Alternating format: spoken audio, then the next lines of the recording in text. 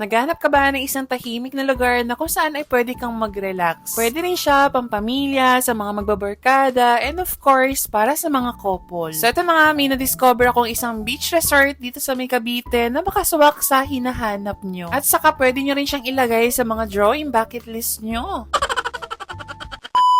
So ito na nga guys, welcome to Dalaroy Beach Resort. Located ito sa may Barangay Bukana, Ternate, Cavite. Usable naman ito and of course, pwede nyo rin siyang isearch sa Google Maps. Medyo maaliwalas dito sa may resort kasi nga po napaliligiran din po siya ng mga puno. Nga pala guys, katabi lang to ng Ternate Beach Resort na na-feature natin last time. Mas mura nga lang yung entrance fee dito kasi nga 100 pesos yung sa adult tapos 75 naman po para sa bata at sa mga senior. Tapos dito sa loob ng resort ay meron silang swimming pool. Kung i-avail nyo po yung pool and beach, 300 pesos po yung rate nun para po sa mga bata at matanda. Ibig sabihin lang po nun, same lang po yung rate nun para sa mga bata at sa mga matanda. Dito sa loob ng resort, meron silang available na mga cottages, pavilion, and rooms. Ang pinakamurang cottage nila ay worth 800 pesos po. Pero small cottage lang po yung kapag gusto nyo po ng mas malaki, syempre mas malaki rin po yung presyo nun. Tapos maliban dyan, meron din silang mga available na rooms na ang pinakamura po is 1,500.